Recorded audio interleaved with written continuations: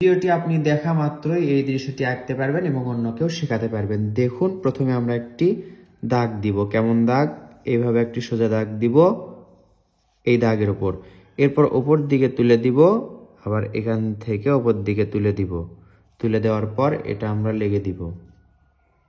এখন এখান থেকে একটা নিচের দিকে দাগ টানবো, এরপর এখান থেকে আরেকটা দাগ টানবো। এরপর দেখুন এটা ডাবল করব, এটাও ডাবল করব। ডাবল করে আমরা এই তো এটার সাথে লেগে দিব। হলো একটি সুন্দর ঘর। ঘরের দরজা জানালা আঁকতে হয়, আমরা এটা আঁকবো। দরজা আঁকলাম, এরপর দুই পাশে দুইটা ছোট্ট জানালা, সুন্দর একটা ছোট্ট বাড়ি। এরপর আমরা এর মাঝে একটা দাগ দিব। এরপর দেখুন এই দরজা থেকে এইদিকে একটা দাগ টানবো সোজা নিচের দিকে, আবার এখান থেকে এভাবে আরেকটা দাগ।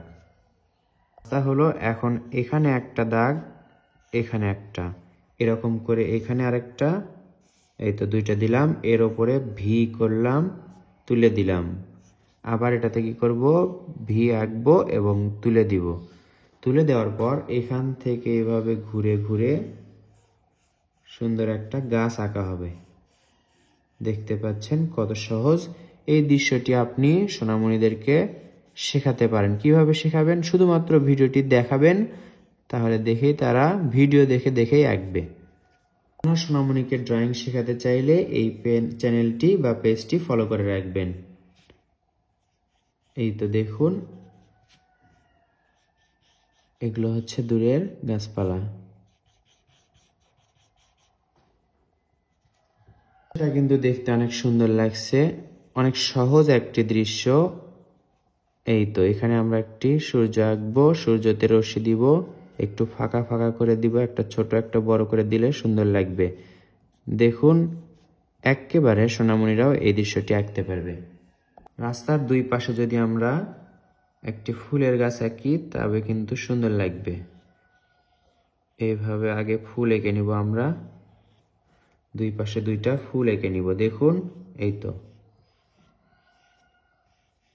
এরপর এখান থেকে একটা দাগ, এখান থেকে একটা দাগ, তাহলে এখান থেকে একটু পাতা আঁকলাম, আবার এখান থেকে পাতা। এটা সহজভাবে আঁকা যায়।